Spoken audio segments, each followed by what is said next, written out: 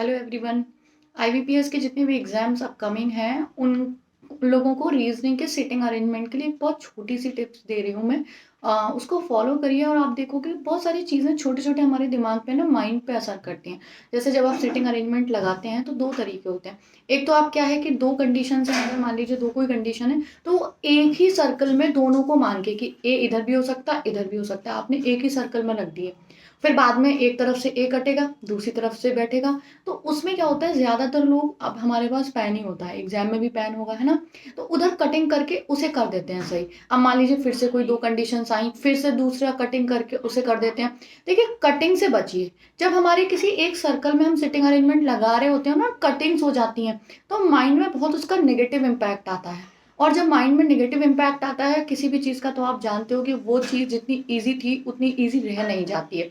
आप क्या करिए, चाहे आपको दो सर्कल बनाने पड़े या तीन सर्कल बनाने पड़े, आप पहले से ही एग्जाम में जैसे ही आपको शीट मिले ना, आप सर्कल ये सब चीजें पहले से बना के रख लीजिए, 8-10 सर्कल बना लीजिए उसमें, है ना। अगर आपको एक दो सीटिंग अरेंजमेंट आ रहा है ना, लाइंस अलग अलग, पजल के लिए अलग अलग लाइंस खींच के रख दीजिए। लिखना कुछ नहीं है, बस ये सब चीजें ना आपको बाद में, आपका एक एक सेकंड जरूरी है।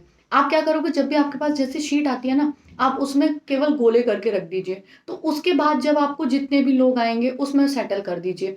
चाहे दो गोले बनाइए या तीन सर्कल बनाइए, लेकिन उसी एक सर्कल में दो तीन कंडीशन मत मानिए, क्योंकि जब आप लास्ट में कटिंग कर देंगे तो वो आपको बिल्कुल पजल्ड सा लगेगा, है ना। मैं तो यही करती थी हमेशा, जैसे मेरे पास शीट आई मैं उसमें गोले, पजल के लिए अलग अलग, इस तरीके से हमें पता ही है फ्लोर बेस्ड आएगी या कैसे भी आएगी, तो 6 से 7 तो आना ही आना, 8वां होगा तो मैं एक बढ़ा लूंगी। तो मैं ये सारी चीजें पहले से ही करके रख लेती थी। उससे क्या होता है ना, हमारा आपको पता है बैंकिंग एग्जाम में सेकंड सेकंड जरूरी है।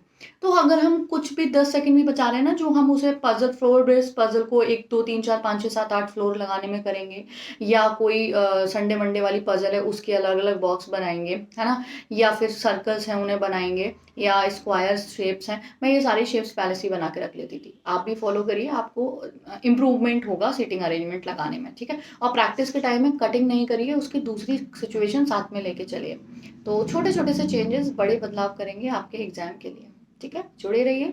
मैं बहुत छोटी छोटी सी टिप्स और ट्रिक्स आपको, ये आपको बहुत छोटी लगती है लेकिन ये बहुत बड़े बदलाव होते हैं। और ये वही इंसान बता सकता है जो खुद एग्जाम में अपीयर हुआ हो, जो उसने खुद फील किया हो, क्योंकि ये प्रैक्टिकल चीज़ें हैं, ये थ्योरेटिकल चीज़ें नहीं है कि सिलेबस क्या है, कितना आना है, ये आपको वही।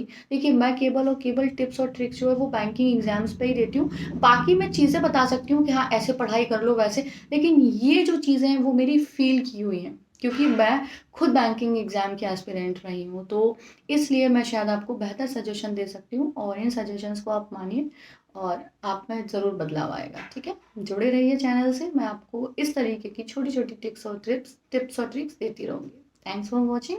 मिलते हैं अगले किसी इंस्ट्रक्शन के साथ, अगले किसी सजेशन के साथ नेक्स्ट वीडियो में।